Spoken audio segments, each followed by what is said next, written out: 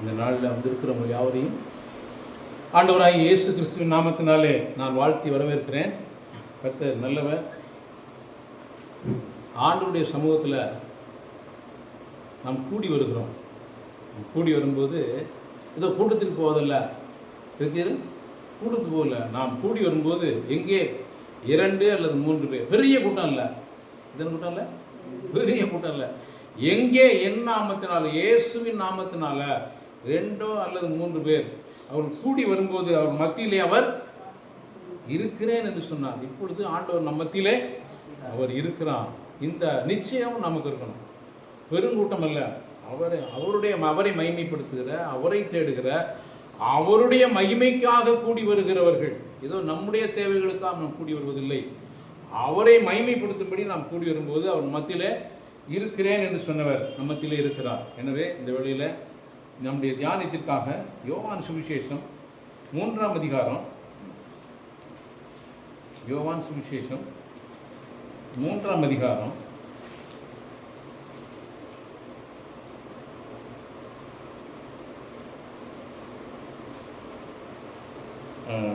16 படிக்கலாம், சத்தமாக படிங்க. 3:16. தேவன் தம்முடைய ஒரே பேரான குமாரனை விசுவாசிக்கிறவன் எவனோ அவன் கெட்டுப் போகாமல் நித்திய ஜீவனை அடையும்படிக்கு அவரை தந்தருளி இவ்வளவாய் உலகத்தில் அன்பு கூர்ந்தார். எப்படி இந்த முழு உலகத்தையும் படைத்து விட்டு எத்தனை பேரை படைச்சாரு? எத்தனை பேரை? ஆதாமிலிருந்து தான் ஏவாள். அப்போ ஒருவனை படைத்தார் என்று தான் வேதம் சொல்லுகிறது. கரெக்டா? 2 பேரை படைச்சார்னு சொல்லல, அவர் ஒருவனை அல்லவா படைத்தார். அப்போ இவ்வளவு பெரிய உலகத்தை உண்டாக்கிட்டு ஒரு மனிதனை படைத்தார். இப்போ இயேசுவை பிதா இந்த பூமிக்கு அனுப்பும்போது வேதம் என்ன சொல்கிறது? 15ஆம் வசனம், தன்னை விசுவாசிக்கிறவன் எவனோ அவன் கெட்டு போகாமல். விசுவாசிக்கிறவன் எவனோ, அந்த முழு பூமியிலையும் அவர் இப்போ எத்தனை பேரை தான் அவர் தேடுகிறார்? ஒருவனை தேடுகிறார். அந்த ஒருவனாய் நான் இருக்க வேண்டும், நீங்கள் இருக்க வேண்டும். ஆண்டவர் யார் இல்லாமல் போனாலும் சரி, யார் இருந்தாலும் சரி, நான் அவரை விசுவாசிக்கிறவனாய் இருப்பேன். விளங்குதா உங்களுக்கு? எனவே அவன் கெட்டு போகாமல் நித்திய ஜீவனை அடையும்படிக்கு உயர்த்தப்பட வேண்டும். தேவன் தம்முடைய ஒரே பேரான குமாரனை விசுவாசிக்கிறவன் எவனோ அவன் கெட்டு போகாமல் நித்திய ஜீவனை அடையும்படிக்கு அவரை தந்தருளி இவ்வளவாய் அன்பு கூர்ந்தார். ஆண்டவர் அன்பு கூர்ந்தார். பிதாவை குமாரனை கொடுத்து சிறுவிலே மறிக்க ஒப்பு கொடுத்து அன்பு கூர்ந்தார். இப்போ ஆண்டவர் நம்ம மீது என்ன செஞ்சிருக்காரு? அன்பு கூர்ந்திருக்கிறார். சார், உலகத்தில் எத்தனையோ பேர் அன்புக்காக ஏங்கி கொண்டிருக்கிறார். அப்படி இல்லையா? அழிந்து போகிற அன்பு, அல்லது ஏமாற்றுகிற அன்பு, வஞ்சிக்கிற அன்பு, இந்த அன்புக்காக ஏங்கி கொண்டிருக்கிறாங்க. ஆனால் உண்மையான அன்பு, மாறாத அன்பு, எதிர்பாராத அன்பு யாருடைய அன்பு? அது கிறிஸ்துவனுடைய அன்பு மட்டும்தான். பாருங்க, அடுத்து இவ்வளவாய் உலகத்தில் அன்பு கூர்ந்தார், உலகத்தை ஆக்கினை தீர்க்கும்படி தேவன் தம்முடைய குமாரனை உலகத்தில் அனுப்பாமல் அவராலே உலகம் ரட்சிக்கப்படுவதற்காகவே அவரை அனுப்பினார். அவரை விசுவாசிக்கிறவன் ஆக்கினைக்குள்ளாக தீர்க்கப்படான், விசுவாசியாதவனோ தேவனுடைய ஒரே பேரான குமாரனுடைய நாமத்தின் மேல் விசுவாசம் உள்ளவனாய் இராதபடியினால் அவன் ஆக்கினை தீர்ப்புக்கு உட்பட்டாயிற்று. அப்போ நமக்கு விசுவாசம் இல்லை அவர் மீது. அவர் நம் மீது வைத்த அன்பை நாம் விசுவாசிக்கலன்னா நாம் எங்கே இருக்கிறோம்? ஆக்கினை தீர்ப்புக்குள்ளாய் இருக்கிறோம்.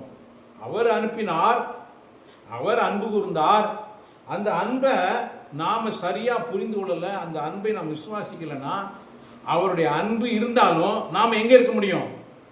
ஆக்கினை தீர்ப்பில் இருக்க முடியும். பாருங்க, எனவே உலகமெல்லாம் விளைஞ்சாலும் நாம் போய் அதை வாங்கி அந்த அறுப்பில் பங்கெடுக்கலன்னா நம்ம எப்படி தான் இருப்போம்? நம்ம பட்னியாக தான் இருப்போம், நம்ம தருத்தர் தான் இருப்போம். புரியா? எனவே நம்முடைய வாழ்க்கையில் தேவன் நம் மீது வைத்திருக்கிற அன்பை நாம் அறிந்து விசுவாசிக்கணும். தேவன் இந்த யோவானில் 3 யோவானில் எழுதுவார், தேவன் நம் மீது வைத்த அன்பை அறிந்து என்ன செய்கிறோம்? விசுவாசிக்கிறோம். பாருங்க, ரோமர் 5ஆம் அதிகாரம் 8ஆம் வசனம் படிங்க. ரோமர் 5:8. நாம் பாவிகளாய் இருக்கையில் கிறிஸ்து நமக்காக மரித்ததினாலே நாம் எப்போ நாம் நல்லவனா இருக்கும்போது இல்ல, பாவிகளா இருக்கும்போது. பாருங்க, அப்ப ஆண்டவர் யாரை தேடுறாரு? பாவிகளை தேடுகிறார். நான் பாவின்னு நீங்க ஒதுங்கி போக வேண்டிய அவசியமே இல்ல. எப்படிப்பட்ட பாவியையும் அவர் நேசிக்கிறார். எப்படிப்பட்ட பாவிக்காகவும் அவர் மரித்திருக்கிறார். எப்படிப்பட்ட பாவியும் அவர் அன்பு கூறுகிறார். அவர் இந்த பூமியில வந்தபோது ஒரு மனுஷனை கூட அவர் பாவின்னு அழைக்கவே இல்லை. அவர் சொல்லும்போதெல்லாம் கெட்டு போனதை ரட்சிக்க வந்தேன் என்று சொன்னார். அப்படியே காணாமற் போன ஆடுன்னு சொன்னார். காணாமற் போன வெள்ளிக்காசுன்னு சொன்னார். அவர் பாவின்னு அவர் வாயில் என்ன செய்யல, யாரையுமே சொல்லல. பேதுரு தான் சொன்னான், ஆண்டவரே நான் பாவியான மனுஷன், நீர் என்னை விட்டு போயிடணும் அவன் தான் சொன்னான் தவிர அவர் இவனை பாவின்னு செய்யல சொல்லல. அதே மாதிரி பவுல் அவரை தெரிந்து கொள்ளும்போது அவன் சொன்னான் பாவி எல்லாரிலும் பிரதானமான பாவின்னு சொன்னான். ஆனா அவர் பவுலை பார்த்து என்ன சொல்லல, பாவின்னு சொல்லல. உங்கள் யாவரையும் அவர் பாவின்னு தள்ளவே மாட்டார், சொல்லவே மாட்டார். இப்படிப்பட்ட சர்வ வல்லமை உள்ள நம்மை நேசிக்கிற கர்த்தர் நமக்கு இருக்கிறார். சரியா? இப்படிப்பட்டவர் உங்களை பாவின்னு தள்ளாதவர் மாத்திரம் இல்லை, உங்களை பரிசுத்தவனாய் மாற்றுவதற்கு அவர் வாஞ்சிக்கிறார். உங்களை அன்புள்ளவர்களாய் மாற்றுவதற்கு அவர் வாஞ்சிக்கிறார். இதுக்கு தான் அவர் வந்தார். பாருங்க, இப்படிப்பட்ட சர்வ வல்லமை உள்ள அன்புள்ள பிதா நமக்கு இருக்கிறார். தகப்பன் நமக்கு இருக்கிற இதை நம்ம புரிந்து கொள்ளணும், இதை விளங்கி கொள்ளணும். அப்போ நாம் பாவிகளாய் இருக்கையில் கிறிஸ்து நமக்காக மரித்ததினாலே தேவன் நம்மேல் வைத்த அன்பை விளங்கப்படும். இதை நான் எப்படி படிப்பேன்னா, நான் பாவியாய் இருக்கும்போது கிறிஸ்து எனக்காக மரித்ததினாலே தேவன் என் மீது அன்பு வைத்தபடினால தமது அன்பை. நீங்க பாருங்க, நீங்க எத்தனையோ காரியங்களை பார்க்குறீங்க, பேசுறீங்க. ஆனா நீங்க எதை உணரணும்னா, ஆண்டவர் என் மீது வைத்த அன்பை நம்ம என்ன செய்யணும், உணரணும். இதை உணரணும். ஆண்டவர் என் மீது எவ்வளவு அன்பு வைத்திருக்கிறார், பிதா என் மீது எவ்வளவு அன்பாய் இருக்கிறார் அப்படிங்கிறத உணரணும். இது பவுல் எழுதிக்காரு. எப்படி ரோமர்ல 5ஆம் அதிகாரத்தில் இவர் தன் நிலைமையை பார்க்குறாரு. நான் ஒரு பாவி, என் மேல அன்பு வச்சு எனக்காக மரிச்சாரு. தேவன் என் மேல வைத்த அன்பை நான் இப்போ நினைச்சிட்டேன், விளங்கியிருக்கேன். எத்தனை பேர் நம்ம தேவனுடைய அன்பை விளங்கியிருக்கோம். இப்படி நம்ம விளங்கும் போது தான் நம்ம வாழ்க்கையில் அந்த அன்பை நீங்கள் விளங்கி கொள்ளும் போது மட்டும்தான் அந்த ஆசீர்வாதத்தை நீங்கள் சுதந்திரிக்க முடியும். அந்த அன்பை நீங்கள் விளங்கி கொள்ளாமல் அந்த ஆசீர்வாதத்தை சுதந்திரிக்கவே முடியாது. முதல்ல நீங்கள் அவருடைய அன்பை என்ன செய்யணும், விளங்கி கொள்ளணும், அதை அனுபவிக்க வேண்டும். அதை நீங்கள் புரிந்து கொள்ளும்போது தான் பிரியமானவருடைய உங்களுடைய வாழ்க்கையில் மிக மகிமையான காரியத்தை பார்க்க முடியும். அதை கலாத்தியரில் 2:20 சொல்லுவார் பாருங்க. கலாத்தியர் 2:20.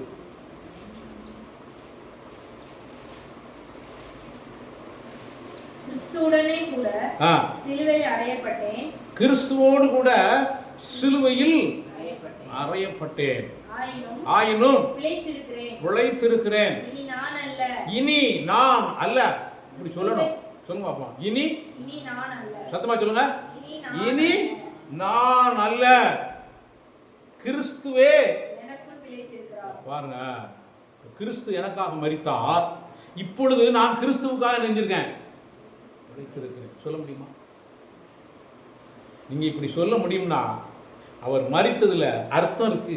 அந்த அர்த்தத்தை நாம் புரிந்து கொண்டோம். சரியா? இனி நான் அல்ல, கிறிஸ்துவே எனக்குள் பிழைத்திருக்கிறார். பவுல் சொன்ன இதே வார்த்தையை நானும் நீங்களும் சொல்லணும். நீங்களும் நானும் இல்லை, நானும் நீங்களும் சொல்லணும். இதை அவர் பார்க்க விரும்புகிறார். சார், என் பிள்ளைகள் எதை புரிஞ்சுக்கிட்டாங்க? அவருடைய அன்பை புரிந்து கொண்டார்கள், அவருடைய அன்பை விளங்கி கொண்டார்கள், அவருடைய அன்பை உணர்ந்து கொண்டார்கள். அந்த அன்பை அடுத்து நாம வெளியிறங்கமாம். அந்த அன்பை என்ன செய்யணும், வெளிப்படுத்த வேண்டும். அந்த அன்பை அறிவிக்க வேண்டும். அதுதான் பவுல் செய்தார். இனி நான் அல்ல, கிறிஸ்துவே பிழைத்திருக்கிறார்.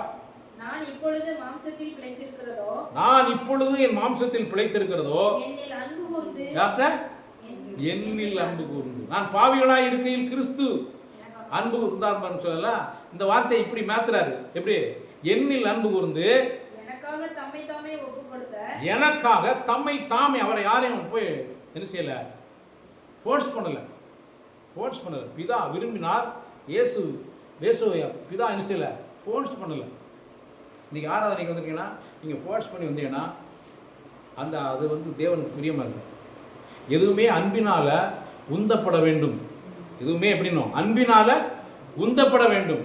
நீங்கள் எதை செய்தாலும் தேவன் நம் மீது வைத்த அன்பை அறிந்து அதற்கு பிரதிபலனாய் செய்ய வேண்டும். அந்த அன்பை நீங்கள் புரிந்து கொள்ளலைன்னா ஒன்றுமே செய்ய முடியாது.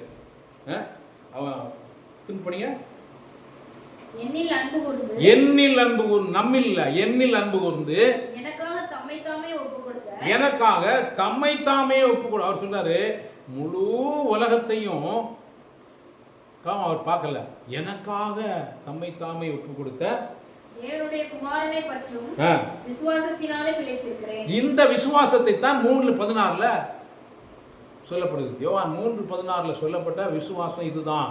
இந்த விசுவாசம் எனக்காக தம்மை தாமே ஜீவ பலியாய் ஒப்பு கொடுத்த குமாரனை பற்றும் விசுவாசம் இருக்கிறதே, அந்த விசுவாசம் தான் இங்க சொல்லப்பட்டிருக்கிறது. எனவே இந்த விசுவாசம் நமக்கு இருக்கிறதா? இந்த விசுவாசம் நமக்கு தேவன் விரும்புகிற இந்த விசுவாசம் இருக்கிறதா? பிரியமானவர்களே, நம்ம சோதித்து பார்க்க வேண்டும். பிழைத்திருக்கிறேன், இதுதான் நம்முடைய பிழைப்பா இருக்க வேண்டும். இதுதான் நம்முடைய வாழ்க்கையா இருக்க வேண்டும். இதுதான் நம்முடைய லக்கா இருக்க வேண்டும். சரியா? எனவே இப்படி இருந்தோம்னா நம்ம ஒன்றும் பயப்பட வேண்டாம். எல்லாத்தையும் வர்ணிச்சுவாரு பார்த்துக்கலாம். வெளிப்படுத்தல் 1:6 படிங்க. வெளிப்படுத்தல் 1:6.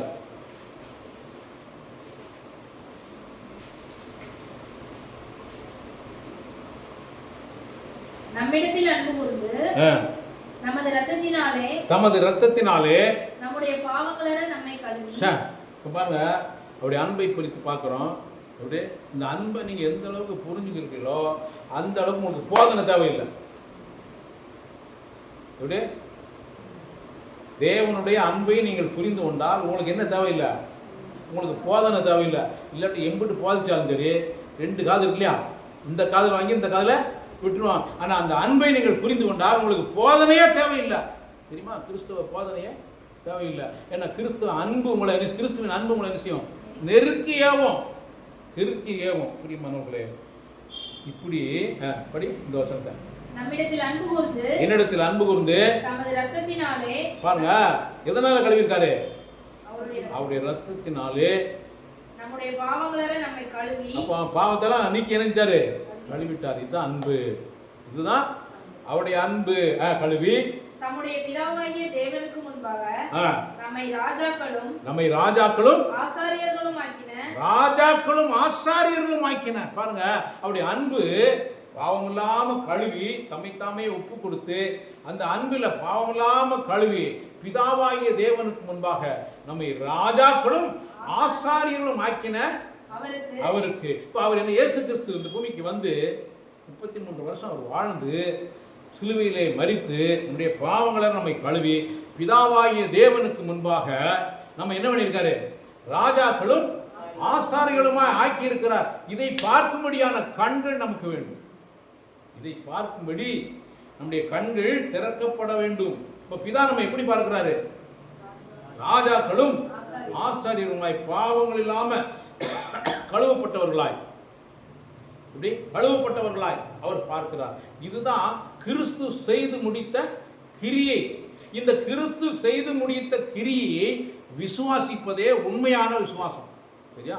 கிறிஸ்து செய்து முடித்த கிரியை விசுவாசிப்பதே உண்மையான விசுவாசம். அதைத்தான் 1 கொரிந்தியர் 15ஆம் அதிகாரம்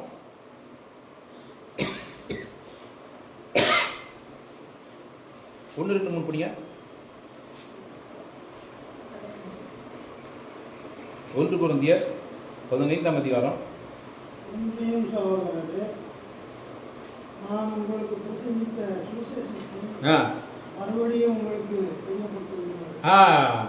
நான் உங்களுக்கு பிரசங்கித்த சுவிசேஷத்தை மறுபடியும் சொல்லுகிறேன். அவர் நிறுத்துறாரு அந்த கொரிந்தியருக்கு, மறுபடியும் நான் இதை சொல்றேன்றாரு. நான் மறுபடியும் நான் இதை பேசுறேன் அப்படின்றார். புரியுதா? நான் மறுபடியும் நான் இதை அந்த அன்பை புரிந்ததுனால இவர் அந்த அன்பை தான் பேசுறாரு.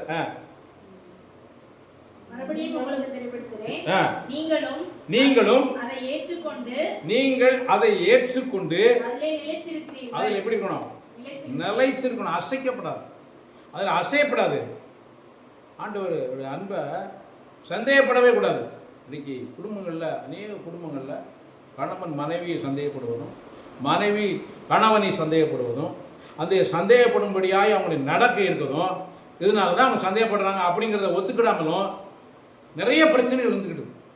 என்றைக்கு தேவனுடைய அன்பை நாம் பாத்திரமாய் சந்தேகப்படாமல் விசுவாசிக்கிறோமோ, அன்றைக்கு தான் நம்முடைய இருதயம் கலங்காமல் பயப்படாமல், தெரியுமா? இல்லாட்டா நம்ம இருதயம் பயப்படும், கலங்கும். நம்ம இந்த அன்பை புரிந்து கொண்டோம்னால் நம்முடைய இருதயம் நினைச்சாது, கலங்காது, பயப்படாது. அடுத்து படிங்க. நான் உங்களுக்கு பிரசங்கித்த பிரகாரமாய் நீங்கள் அதை கைக்கொண்டிருந்தால் அதனாலே நான் பிரசங்கித்தபடி நீங்கள் கைக்கொண்டிருந்தால் அதனாலே நீங்கள் ரட்சிக்கப்படுவீர்கள். மற்றபடி உங்கள் விசுவாசம் விருதாவாய் இருக்குமே. அப்ப உங்க விசுவாசம் பேக்கான விசுவாசம். என்ன விசுவாசம்? பேக்கான விருதாவான விசுவாசம். அந்த விசுவாசத்துக்கு ஆண்டவர் பலன் கொடுக்கவே மாட்டார். ஆண்டவர் பலன் கொடுக்காத விசுவாசம்னு ஒன்று இருக்கு, சரியா? அப்போ அது என்ன அப்படின்னா, இயேசு கிறிஸ்து பிதா என்னை நேசித்தபடினால் நமது குமாரன் அனுப்ப விருப்பமாக இருந்தபோது அவர் பிடிச்சி தள்ளலை, என்ன செய்ய தாமாகவே முன் வந்தார். இப்போ நாமும் இந்த அன்பை புரிந்து கொண்டு தாமாகவே அவருக்கு என்ன செய்யணும்? ஒப்பு கொடுக்கணும். நம்ம அப்படியே ஒப்பு கொடுக்கணும். அதுதான் அவர் விரும்புகிறார். ஃபோர்ஸ் பண்ணி நீ எப்படியாவது இயேசு ஏற்றுக்கோ, நீ எப்படியாவது மனம் திரும்பு, இப்படி அவர் விரும்புகிறதே இல்லை. அவர் தம்மை தாமே ஒப்பு கொடுத்தபடினால இப்போ நாமும் நம்மை நாமே ஒப்பு கொடுக்கதையே அவர் என்ன செய்கிறார்? விரும்புகிறார். இப்படி நம்ம அவரை நேசிக்கிறோமா? இந்த அன்பை புரிஞ்சிருக்கோமா? இந்த அன்பை நினைக்கிறோமா? சும்மா ஏதோ இது எழுத்தில் இருக்கு அப்படி இல்லை. இந்த எழுத்து உங்களுடைய இருதயத்தில் அது மாறணும். அந்த எழுத்து எங்கே மாறணும்? உங்கள் இருதயத்துக்கு வரணும். தேவன் என்னை எவ்வளவாய் நேசிக்கிறார், எவ்வளவாய் அன்பு கூர்ந்திருக்கிறார் என்பது உங்களுடைய இருதயத்தில் மாற்றப்பட வேண்டும். அதுதான் புதிய ஏற்பாட்டில், பழைய ஏற்பாட்டில் சொல்லிட்டாரு, உங்களுக்கு கல்லான இருதயத்தை எடுத்து போட்டு சதையான இருதயத்தை தருவேன், அதில் நான் எழுதுவேன். எதை?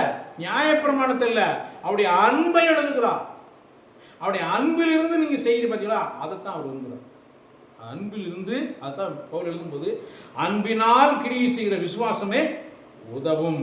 அன்பினால் கிரியை செய்கிற விசுவாசமே உதவும். எனவே இப்படிப்பட்ட ஒரு தேவனுடைய அன்பை நாம் என்ன செய்யணும்? புரிந்து கொள்ள வேண்டும். நீங்கள் தேவ அன்பை புரிந்து கொள்ளாதவனுக்கு நீங்கள் எவ்வளோ தான் பிரச்சனை பண்ணாலும் சரி, அவன் நாளைக்கு போய் எங்கே இருப்பான்? அவன் வேற தண்ணி அடிச்சு தான் இங்கே இருப்பான். அவன் இருக்கக்கூடாத இடத்துல நினச்சிவான் நிற்பான். அவனுக்கு தேவ அன்பு என்ன செய்யலை, விளங்கலை. தேவ அன்பை பார்க்கணும். இந்த உலகத்தின் அன்பு அவனுக்கு எப்படி தெரியுது? பெருசாக தெரியுது. அவனை திருத்தவே முடியாது. அவனை நம்ம திருத்த முடியுமா? முடியவே முடியாது. எனவே பிரியமானவர்களே, நீங்கள் தேவனுடைய அன்பை புரிந்து கொள்ள வேண்டும். அந்த புரிந்து கொண்டார்னா எப்படி இருக்கும் தெரியுமா? அப்படி புரிந்து கொண்டோம்னா நம்ம வாழ்க்கை எப்படி இருக்கும்? 2 கொரிந்தியர் 4ஆம் அதிகாரம் 2ஆம் வசனம் படிங்க. 2 கொரிந்தியர் 4ஆம் அதிகாரம். வெட்கமான அந்தரங்க காரியங்களை நாங்கள் வெறுத்து, கரெக்டா படிக்கணும். வெட்கமான அந்தரங்க காரியங்கள். அப்போ பாருங்க, எங்க இருக்கு? அந்தரங்கம் யாருக்குமே தெரியாம இருக்கு. வெட்கமான அந்தரங்க காரியங்களை நாங்கள் வெறுத்து தந்திரமாய் நடவாமலும். எப்படி நடக்கலாமா? டெக்னிக்கா எப்படி? இதெல்லாம் யாருக்கு எழுதி தெரியுமா? யாரு? கிறிஸ்தவங்களை தான் எழுதும்.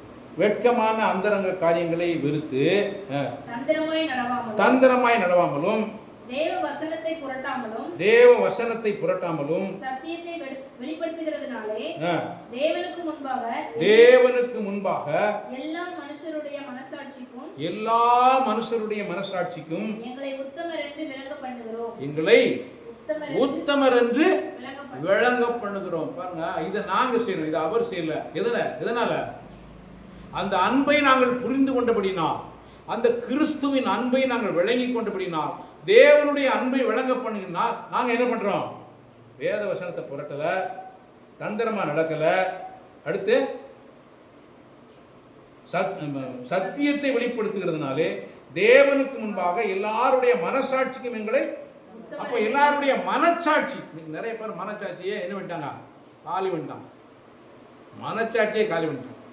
மனச்சாட்சியை காலி பண்ணிட்டு சத்தியத்தை போயிட்டு இருக்காங்க.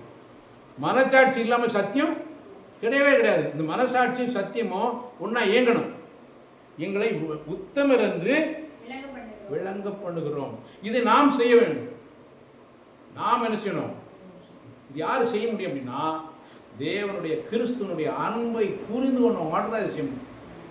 அன்பை பேசலாம், அன்பை பேசலாம், அந்த அன்பை புரிந்து கொள்ளணும், அந்த அன்பை உணரணும், அந்த அன்பை வெளிப்படுத்தணும். சரியா? எனவே 3வது படிங்க. எங்கள் சுவிசேஷம் மறைபொருளாய் இருந்தால் கெட்டு போகிறவர்களுக்கு அது மறைபொருள். அல்லேலூயா. எங்க சுவிசேஷம் மறைபொருள். உனக்கு விளங்கல அப்படின்னா நீ கெட்டு போறவன், உனக்கு அப்படிதான் இருக்கும். தேவனுடைய சாயலா இருக்கிற கிறிஸ்துவின் மகிமையான சுவிசேஷத்தின் ஒளி அவிசுவாசிகளாகிய அவர்களுக்கு பிரகாசியாதபடிக்கு இப்பிரபஞ்சத்தின் தேவனானவன் அவருடைய மனதை குருடாக்கினான். அப்ப அந்த மனது குருடாக்கப்பட்டு விட்டது. அப்போ அந்த மனதில் குருடாக்கப்பட்டதுனால அந்த தேவனுடைய அன்பை புரிந்து கொள்ள முடியல, தேவனுடைய வெளிச்சத்தை அவங்க பார்க்க முடியல. எப்படி 2 கண்ணும் இருட்டாக இருக்கிறவனுக்கு அவன் 1000 வாட்ஸ் பல்ப் போட்டாலும் அவனுக்கு எப்படி தான் தெரியும்? இருட்டாக தான் தெரியும். அப்போ மனக்கண்கள் திறக்கப்படவில்லையானால், பிரியமானவர்களே, மனக்கண்களை திறக்கப்பட நம்ம விரும்பலையானால் தேவனுடைய அன்பை என்ன செய்ய முடியாது? புரிந்து கொள்ள முடியாது. தேவனுடைய அன்பை புரிந்து கொள்ளலைன்னா நீ எவ்வளவு தூரம் கஷ்டப்படணுமோ அவ்வளோ தூரம் நினைச்சணும், கஷ்டப்படணும். ஆனால் தேவனுடைய அன்பை நீ புரிஞ்சுக்கிட்டீங்கன்னா உன் வாழ்க்கையில் எவ்வளவு கஷ்டம் வந்தாலும் அந்த கஷ்டத்துக்கு மேலே எப்படி தண்ணி வர வர வர படகு என்ன செய்யும்? மேலே தான் மிதக்கும், தவிர கீழே ஒன்றாலும் போகாது. அதே மாதிரி தான் நீங்கள் தேவனுடைய அன்பை புரிந்து கொள்ள உங்களுக்கு எவ்வளோ பிரச்சனை வரட்டுமே அந்த பிரச்சனைக்கு மேலே நீங்கள் உயர்வாய் இருப்பீர்கள். இதுதான் ஆண்டவர் வைத்திருக்கிற ஒரு மேன்மையான வழி. 2 கொரிந்தியர் 6ஆம் அதிகாரம் 3ஆம் வசனம் படிங்க. இந்த அன்பின் ஊழியம், இந்த புதிய உடன்படிக்கையின் ஊழியம், புரியுதா உங்களுக்கு?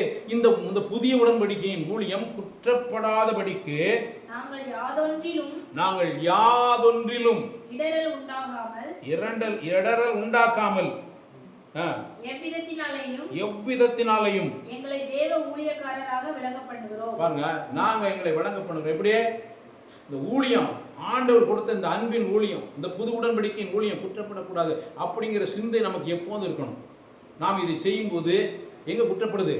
இந்த ஊழியம் குற்றப்படுத்தக்கூடாதே அப்படிங்கிற ஒரு தவிப்பு நமக்கு இருக்கணும்.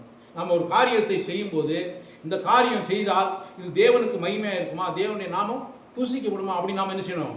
யோசிக்கணும். அப்படி யோசிக்கும் போது ஆண்டவரே இந்த ஊழியம் என்ன செய்யக்கூடாது? குற்றப்படுத்தக்கூடாது, படக்கூடாது. அதனால தான் சொல்றாரு 2 கொரிந்தியர் 6ஆம் அதிகாரம் 10ஆம் வசனம் படிங்க. துக்கப்படுகிறவர்கள் எண்ணப்பட்டாலும் எப்பொழுதும் சந்தோஷமாய் இருக்கிறவர்களாகவும், தரித்திரர் எண்ணப்பட்டாலும் அநேகரை ஐஸ்வர்யவான்கள் ஆக்குகிறவர்களாகவும், ஒன்றுமில்லாதவர்கள் எண்ணப்பட்டாலும் சகலத்தையும் உடையவர்களாகவும் எங்களை விளங்க பண்ணுகிறோம். பாருங்க, இப்படிப்பட்ட நம்பிக்கையை, இப்படிப்பட்ட தேவனுடைய அன்பை புரிந்து கொள்ளப்பட்டாங்க. ஒருவேளை துக்கப்பட்டாலும் அவங்களுடைய வாழ்க்கையில் துக்கம் இருந்தால் கூட அவங்க எப்படி தான் இருப்பாங்க? சந்தோஷமாக தான் இருப்பாங்க. அடுத்தாப்புல தரித்திரர் என்னப்பட்டாலும் அநேகரை, நான் தரித்திரனா இருக்கேன் அப்படின்னு அவன் நிச்சய மாட்டான், கவலைப்பட மாட்டான், அதுக்காக தவிக்க மாட்டான். அவன் தரித்திரர் என்னப்பட்டாலும் அநேகரை ஐஸ்வர்யவான்கள் ஆக்குறவர்களாகவும், ஒன்றும் இல்லாதவர்கள் என்னப்பட்டாலும் சகலத்தையும் உடையவர்களாகவும் எங்களை, இதெல்லாம் எங்க இருதயத்தில். அதனால்தான் நீங்கள் மனம் புதிதாகிறதுனாலே மறுரூபமாக, இப்போ மனதை நாம் புதிதாக்கும் போது பிரியமானவர்களே நாம் மறுரூபமாக, இதுதான் கிறிஸ்தவ வாழ்க்கையினுடைய மறுரூபம். இந்த மறுரூபம் அடைவது தான் இந்த பூமியில் நமக்கு கிடைத்திருக்கிற மிகப்பெரிய ஒரு வாய்ப்பு, தெரியுமா?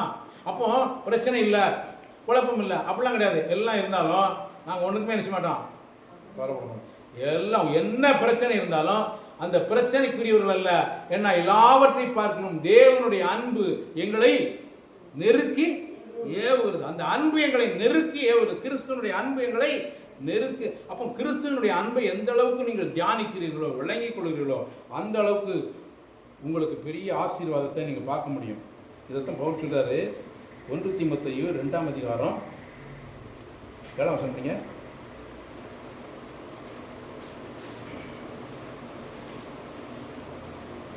நாங்கள் இப்படி விளங்க பண்ணுகிறோம், இதற்காகவே நான் பிரசங்கியாகவும் அப்போஸ்தலனாகவும் புரஜாதிகளுக்கு விசுவாசத்தையும் சத்தியத்தையும் விளங்க பண்ணுகிற போதகனாகவும் நியமிக்கப்பட்டிருக்கிறேன். நான் பொய் சொல்லாமல் கிறிஸ்துவுக்குள் உண்மையை சொல்லுகிறேன். அப்போ ஒரு தேவனுடைய மனுஷன் எப்போது என்ன செய்வான்? உண்மையைத்தான் பேசுறான். அதான் கிறிஸ்துவுக்குள் உண்மையை பேசுகிறான். அப்போ உண்மையை தான் இப்போது என்ன செய்வான்? பேசுவான். அப்படி சொன்னா தான் அவன் தேவனுடைய ஊழியக்காரராக அவன் நினைச்ச முடியும், விளங்க பண்ண முடியும். இல்லாட்டி அவன் பிசாசின் ஊழியனாய் மாறி விடுவான். எனவே பிரியமானவர்களே, இந்த பூமியில் வாழ்கிற வாழ்க்கை தேவனுடைய அன்பை நாம் புரிந்து கொள்ள வேண்டும். தேவனுடைய கிருபையை நாம் புரிந்து கொள்ள வேண்டும். தேவனுடைய அளவற்ற ஐஸ்வர்யத்தை நாம் என்ன செய்யணும்? அறிந்து கொள்ள வேண்டும். இதை அறிந்திருக்கோம் சொன்னால் நாம் என்ன நடந்தாலும் நாம் கவலைப்படாமல் என் கர்த்தர் எல்லாவற்றையும் பார்த்துக் கொள்வார், என் கர்த்தர் எல்லாவற்றையும் பொறுப்படுத்திக் கொள்வார். ஏன்னா தேவன் தம்மில் அன்பு கூறுவர்களுக்கு ஆயத்தம் பண்ணினவைகளை கண் காணவும் இல்லை, காது கேட்கவும் இல்லை, அவருடைய மனசை விதத்தில் தோன்றவும் இல்லை என்று எழுதியிருக்கிறபடி மேலான அந்த அன்பை, ஐஸ்வர்யத்தை நாம் அனுபவிக்க முடியும். நாம் அதை இந்த வாழ்க்கை வாழ்வதற்கு நீங்கள் எந்த அளவுக்கு கிறிஸ்துவனுடைய அன்பை புரிந்து கொள்ளணும்னா வேதத்தை படிக்கணும். தேவனுடைய வார்த்தை என்ன செய்யணும்? நேசிக்கணும், படிக்கணும். அதாவது வாசிப்பது என்பது வேறு, படிப்பது என்பது வேறு. வாசிப்பது என்பது விறுவிறுன்னு வாசிக்கலாம். காலையில் நினச்சி ஒரு அதிகாரமாக 2 வரையுமா என்ன சொல்லலாம் வாசிக்கணும். படிப்பது என்பது ஒவ்வொரு வசனமாய் வாசித்து இதோடு தொடர்புடைய வசனத்தை தேடி அதையும் இதையும் நீங்கள் சேர்த்து உங்கள் வாழ்க்கையோடு அதை என்ன செய்யணும்? கலந்து பார்க்கணும். அதுதான் படிப்பது என்பது. நீங்கள் இப்படி படித்தீர்களானால் கர்த்தர் உங்களுக்கென்று வைத்திருக்கிற அநேக ஆசீர்வாதங்களை நாம் சுதந்திரித்துக் கொள்ள முடியும். இல்லைன்னா அந்த உலகத்தில் பிச்சைக்காரனாவே வாழ்ந்து என்ன செய்ய வேண்டியிருக்கோம்? மறிக்க வேண்டியிருக்கும். இப்படி பிச்சைக்காரனாகவே வாழ்ந்து மறிக்க வேண்டும். ஆனால் நாம் பிச்சைக்காரர்களாக இல்லை, நாம் ஐஸ்வர்யவான்களாய் அநேகரை ஐஸ்வர்யவான்கள் ஆக்குறவர்களாய் நாம் சொல்லணும் வாழலாம். பவுல் பாருங்க, அன்னைக்கு அவர் வாழ்ந்துட்டு போயிட்டார். இன்னைக்கு எத்தனை பேர் மனசில் அவர் இருக்கார் தெரியுமா? பவுல் வாழ்ந்துட்டு போயிட்டாரு. இன்னைக்கு அவர் எத்தனை கோடான கோடி மனிதனுடைய இதயத்தில் பவுல் செய்கிறாரு, வாழ்கிறார். அவருடைய வார்த்தையை தான் பேசுகிறார். ஏசு பேசிட்டு போயிட்டாரு, அவர் மறிச்சுட்டு போயிட்டார். இவர் அதை எழுதினார் பாருங்க. இந்த எழுத்துக்கள் இன்றைக்கும் அப்படி ஜொலிக்கிறது, அநேகரை விடுதலையாக்குறது, அநேகரை ஆசீர்வதிக்கிறது. இந்த எழுத்தெல்லாம் கொல்லக்கூடிய எழுத்துக்கள் அல்ல, இவர்களெல்லாம் உயிர்ப்பிக்கிற எழுத்துக்களாய், உற்சாகப்படுத்துகிற எழுத்துக்களாய், ஆசீர்வாதத்தின் வார்த்தைகளாய் இருக்கிறது பிரியமானவர்களே. எனவே நீங்களும் நானும் இப்படிப்பட்ட ஒரு வாழ்க்கையை இந்த பூமியில் வாழ்வதற்கு தான் பிதா நம்மை தெரிந்து கொண்டு இருக்கிறார். நல்லா புரிஞ்சுக்கோங்க, பிதா நம்மை, இதை நீங்க புரிஞ்சுக்கணும். பிதா என்னை தெரிந்து கொண்டு இருக்கிறார், பிதா என்னை முன்குறித்திருக்கிறார், பிதா என்னை அழைத்திருக்கிறார், பிதா என்னை அனுப்பி இருக்கிறார். இதை நீங்கள் புரிந்து கொள்ளும் போது உங்கள் வாழ்க்கையில் குழப்பமே இல்லை. என்ன கிடையாது குழப்பம். என்ன நடந்தாலும், எது நடந்தாலும் நான் அப்பாவை என்ன செய்வேன்? ஸ்தோத்திரிப்பேன். எது நடந்தாலும் சரி நான் அவரை துதிப்பேன், அவரை மகிமைப்படுத்துவேன். தேவனுக்கு அன்புகளுக்கு சகலமும் நன்மைக்கு ஏதுவாக நடக்கிறது என்று அறிந்திருக்கிறோம். எனவே இப்படிப்பட்ட அறிவுடையவர்களாய் வாழ்வதற்கு தான் கர்த்தர் நம்மை அழைத்திருக்கிறார். எனவே நாம் வாசித்தது போல நாம் தேவனுடைய அன்பை என்ன செய்யணும்? அறிந்து கொள்ள வேண்டும், உணர வேண்டும், அதை அனுபவிக்க வேண்டும், அதை அறிவிக்க வேண்டும். அந்த அன்பிலே நாம் வாழ வேண்டும். அதான் சொல்லிட்டு யூதா சுவிசேஷ நிருபத்தில் எழுதுவார் பாருங்க. யூதா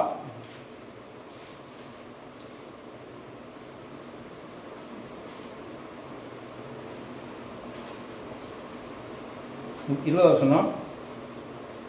நீங்களோ பிரியமானவர்களே, உங்கள் மகா பரிசுத்தமான விசுவாசத்தின் மேல் உங்களை உறுதிப்படுத்திக் கொண்டு. மகா பரிசுத்தமான விசுவாசம் தெரியுமா? தேவன் என்னை நேசிக்கிறார். அதுதான் என்னது? மகா பரிசுத்தமான விசுவாசம் உறுதிப்படுத்தி கொண்டு பரிசுத்த ஆவிக்குள் ஜெபம் பண்ணி ஜெபம் பண்ணி தேவனுடைய அன்பிலே உங்களை காத்துக்கொண்டு தேவனுடைய அன்பிலே உங்களை என்ன செய்யணும்?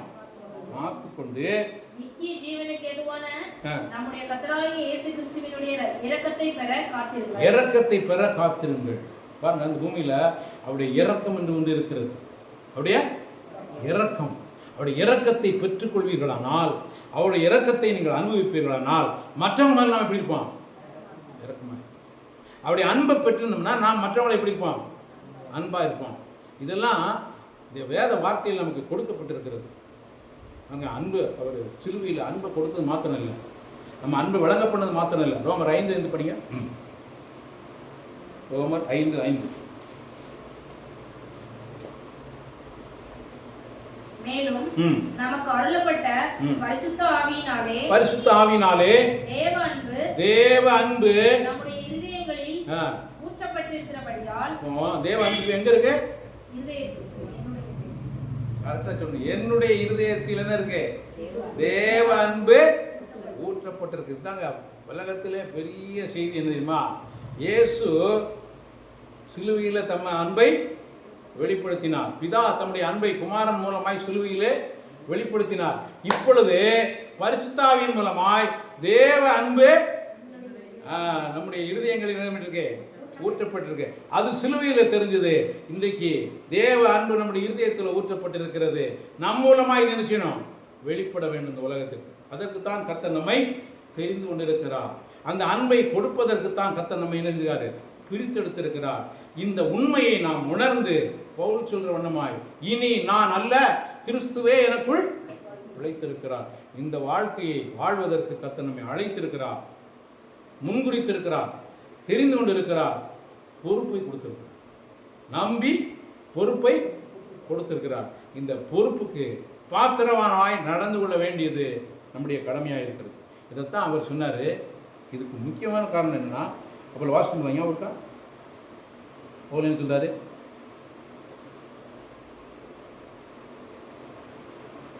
2 கொரிந்தியர் 4:2 படிங்க. திரும்ப அதை படித்து பிடிக்கலாம். 2 கொரிந்தியர் 4:2.